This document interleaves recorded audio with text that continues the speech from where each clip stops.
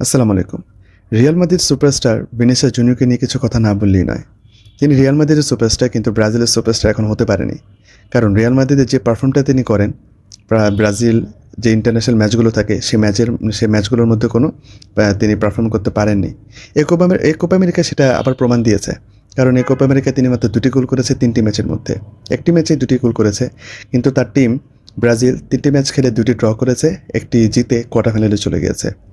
So Vinicius junior তিনি তার whole ক্যারিয়ারে ইন্টারন্যাশনাল ম্যাচ খেলেছে 33টি ম্যাচের মধ্যে তিনি মাত্র 5টি গোল করেছে। আর গত সিজনেই তিনি রিয়াল মাদ্রিদের হয়ে 27টি গোল করেছে। সো সেখানে বোঝা যাচ্ছে কতটুকু পার্থক্য রিয়াল মাদ্রিদে আর হচ্ছে তার ব্রাজিল ইন্টারন্যাশনাল টিমে। এই কোপা আমেরিকায় তারা ব্রাজিল উরুগুয়ের সাথে কোয়ার্টার ফাইনালে দেখা হবে।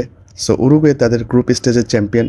তারা আর্জেন্টিনাকে হারিয়েছে ফ্রেন্ডশিপ ম্যাচে। সো ব্রাজিল আর হচ্ছে উরুগুয়ের ম্যাচটা কতটুকু চ্যালেঞ্জিং হবে ব্রাজিলের জন্য সেটা ভালো করে বোঝা যাচ্ছে। ইভেন ভিনিসিয়াস জুনিয়র লাস্ট 2টি ম্যাচে হলুদ কার্ড পেয়ে তিনি কোয়ার্টার ফাইনাল থেকে ছিটকে গেছেন। সো ব্রাজিল টিমের জন্য ডেফিনেটলি এটা আরও বড় চ্যালেঞ্জিং হবে।